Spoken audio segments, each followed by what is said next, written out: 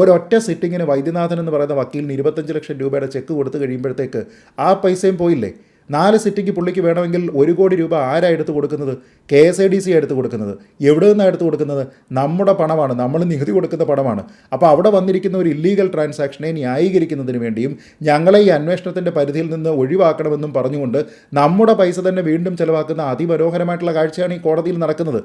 ഇത്രയും പൈസ കൊടുത്തിരിക്കുന്നത് ബാങ്ക് ട്രാൻസ്ഫർ വഴിയാണല്ലോ. അപ്പോൾ പിന്നെ അതിലെവിടെയാണ് മണി ലോണ്ടറിങ്? അത് ലെജിറ്റിമേറ്റ് ആയിട്ടുള്ള ഒരു സോഴ്സിൽ നിന്ന് മറ്റൊരു സോഴ്സിലേക്ക് ഒരു ലീഗൽ ട്രാൻസ്ഫർ അല്ലേ എന്ന് ചോദിക്കാം. ശരിയാണ്. പക്ഷേ ഇവിടുത്തെ പ്രധാനപ്പെട്ട പ്രശ്നമെന്ന് പറയുന്നത് ഈ പറയുന്ന 1.72 ക്രോറിന് ആനുപാതികമായിട്ടുള്ള സേവനം അവിടെ മിസ്സിംഗ് ആണ്. അപ്പോൾ അങ്ങനെ സേവനം മിസ്സിംഗ് ആകുമ്പോൾ ഈ ഒരു ട്രാൻസാക്ഷൻ മാത്രമേ നടന്നിട്ടുള്ളൂ, അതല്ലാതെ മറ്റുള്ള ഏതെങ്കിലും ട്രാൻസാക്ഷൻ നടന്നിട്ടുണ്ടോ? നേരത്തെ ഈ പറഞ്ഞിരിക്കുന്നത് പോലെ PV, KK, RC എന്നൊക്കെ പറഞ്ഞ് എഴുതി വെക്കുന്നത് പോലെ ഇവിടെയും പണം അങ്ങനെ കൊടുത്തിട്ടുണ്ടോ എന്നുള്ളത് ലെജിറ്റിമേറ്റ് ആയിട്ടുള്ള ഒരു ചോദ്യമാണ്. അപ്പോൾ അങ്ങനെ മണി ലോണ്ടറിങ് അവിടെ നടന്നിട്ടുണ്ടോ? കുറച്ച് ഭാഗം മാത്രം ഈ ഷെൽ കമ്പനികളുടെ മാതൃകയിൽ ഈ രീതിയിലത്തേക്കുള്ള ട്രാൻസാക്ഷനാണോ നടന്നിരിക്കുന്നത് എന്നൊരാക്ഷേപം അവിടെ ഉണ്ടെങ്കിൽ അതൊരു അന്വേഷണ ഏജൻസി അന്വേഷിച്ചാലേ മതിയാകും. എങ്കിൽ മാത്രമേ അത് പുറത്തു വരികയുള്ളൂ. അവിടെ മണി ലോണ്ടറിങ് നടന്നിട്ടുണ്ടോ ഇല്ലയോ എന്നുള്ളത് ആ ഒരു ഘട്ടത്തിലേ പറയാൻ കഴിയുകയുള്ളൂ. ഇവിടെ ആർക്കെങ്കിലും ബെനിഫിറ്റ് ഓഫ് ദി ഡൗട്ട് കൊടുക്കാൻ പറ്റുമെന്ന് എനിക്ക് തോന്നുന്നില്ല. കാരണം ശ്രീമതി വീണ വിജയൻ്റെ കമ്പനി അവിടെ എന്തെങ്കിലും രീതിയിലുള്ള സേവനം തന്നതായിട്ട് അതവിടെ കാണുന്നില്ല എന്നുള്ളത് ഏറ്റവും പ്രധാനപ്പെട്ട കാര്യമാണ്. എന്തുകൊണ്ട് ഈ രീതിയിലുള്ള ഒരു കമ്പനി ശ്രീമതി വീണ വിജയൻ്റേതാകുന്നു എന്നുള്ളതാണ് ഇവിടെ ആൾക്കാരുടെ പ്രശ്നം. അത് മാത്രമാണ്. എന്തുകൊണ്ടത് ശ്രീജിത്ത് പണിക്കരുടെ കമ്പനി ആകുന്നില്ല? എന്തുകൊണ്ടത് ബലദേവ് സച്ചിദാനന്ദൻ്റെ കമ്പനിയാകുന്നില്ല? എന്തുകൊണ്ടത് വീണ വിജയൻ്റെ കമ്പനിയാകുന്നു? അവിടെയല്ലേ അതിൻ്റെ രാഷ്ട്രീയം? അവിടെയല്ലേ നമ്മൾ ഈ പറയുന്ന എല്ലാ രീതിയിലുമുള്ള നെപ്പോട്ടിസം എന്ന് പറയുന്ന കാര്യങ്ങളാണെങ്കിലും സ്വജനപക്ഷപാതമാണെങ്കിലും ബന്ധുത്വം വഴിയുള്ള കാര്യമാണെങ്കിലും ഇൻഫ്ലുവൻഷ്യലായിട്ടുള്ള ഒരാളിൻ്റെ കാര്യമാണെങ്കിലും ഒക്കെ തന്നെ. അതായത് വീണ വിജയൻ എന്ന് പറയുന്ന ആളിന് ഈ കോൺട്രാക്റ്റ് യാതൊരു വിധത്തിലുള്ള സേവനവും നൽകാതെ അവിടെ ലഭിക്കുമ്പോൾ അവരുടെ അച്ഛൻ സംസ്ഥാനത്തെ മുഖ്യമന്ത്രിയാണ്. ഈ പറയുന്ന വകുപ്പ് എന്ന് പറയുന്നത് അദ്ദേഹത്തിൻ്റെ കീഴിൽ വരുന്ന ഒരു കാര്യമാണ്. നേരത്തെ ഇവിടെ തന്നെ പറഞ്ഞിരിക്കുന്നത് പോലെ പല ബന്ധുക്കളെ പറ്റി അല്ലെങ്കിൽ അവരുടെ കാര്യങ്ങളൊക്കെ തന്നെ നമ്മളിവിടെ പറഞ്ഞ് ഞാനത് ആവർത്തിക്കുന്നില്ല.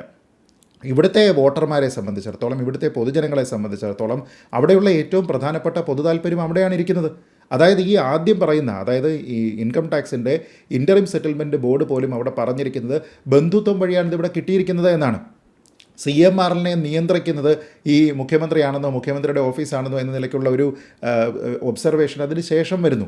അവിടെയാണ് ഇതിലെ പ്രധാനപ്പെട്ട കാര്യം. അത് നമ്മൾ നിയമത്തിൻ്റെ പേജുകളിൽ പറഞ്ഞിരിക്കുന്ന കാര്യങ്ങൾ എന്തൊക്കെയാണ്, ക്രിമിനലാണോ സിവിലാണോ എന്ന് പറയുന്ന കാര്യത്തിൽ നമ്മൾ ഈ ഒരു കാര്യം നമ്മൾ മിസ്സായി പോവുകയാണ്. ഇതാണ് ഇവിടുത്തെ കാതലായ പ്രശ്നം. ഒരു ട്രാൻസാക്ഷൻ നടക്കുന്ന സമയത്ത് അതിൻ്റെ രണ്ട് എൻഡിലുമുള്ള ആൾക്കാർ മറ്റെന്തെങ്കിലും ഒരു സാഹചര്യം ഇവിടെ തെളിയിക്കപ്പെടാൻ സാധിച്ചിട്ടില്ല എങ്കിൽ രണ്ട് എൻഡിലുള്ള ആൾക്കാരും ഇതിൽ കുറ്റക്കാരാണ്.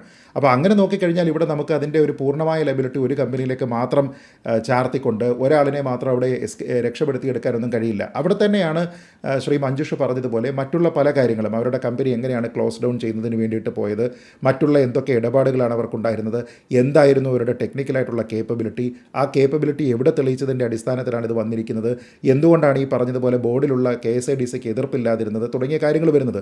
എന്തിനാണ് ഈ KSIDCയുടെ ഒരു ഡയറക്ടർ അവിടെ ഇരിക്കുന്നത്? കേവലം അവിടെ ബോർഡിൽ വരുന്ന ഒരു കാര്യത്തിന് ഒരു വിയോജിപ്പ് എഴുതി വെക്കുക അല്ലെങ്കിൽ അനുകൂലമായിട്ടുള്ള ചിന്തയാണ് എങ്കിൽ അതവിടെ രേഖപ്പെടുത്തുക എന്നുള്ളത് മാത്രമല്ല.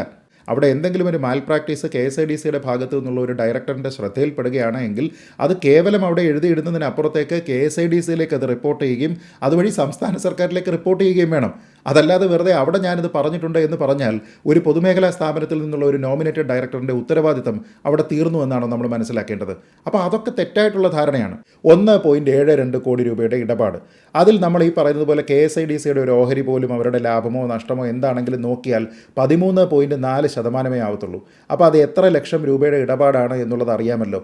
ഒരൊറ്റ സിറ്റിങ്ങിന് വൈദ്യനാഥൻ എന്ന് പറയുന്ന വക്കീലിന് 25 ലക്ഷം രൂപയുടെ ചെക്ക് കൊടുത്തു കഴിയുമ്പോഴത്തേക്ക് ആ പൈസയും പോയില്ലേ? 4 സിറ്റിക്ക് പുള്ളിക്ക് വേണമെങ്കിൽ 1 കോടി രൂപ ആരാ എടുത്ത് കൊടുക്കുന്നത്? KSIDC എടുത്ത് കൊടുക്കുന്നത്. എവിടെ നിന്നാണ് എടുത്ത് കൊടുക്കുന്നത്? നമ്മുടെ പണമാണ്, നമ്മൾ നികുതി കൊടുക്കുന്ന പണമാണ്. അപ്പോൾ അവിടെ വന്നിരിക്കുന്ന ഒരു ഇല്ലീഗൽ ട്രാൻസാക്ഷനെ ന്യായീകരിക്കുന്നതിന് വേണ്ടിയും ഞങ്ങളെ ഈ അന്വേഷണത്തിൻ്റെ പരിധിയിൽ നിന്ന് ഒഴിവാക്കണമെന്നും പറഞ്ഞുകൊണ്ട് നമ്മുടെ പൈസ തന്നെ വീണ്ടും ചെലവാക്കുന്ന അതിമനോഹരമായിട്ടുള്ള കാഴ്ചയാണ് ഈ കോടതിയിൽ നടക്കുന്നത്.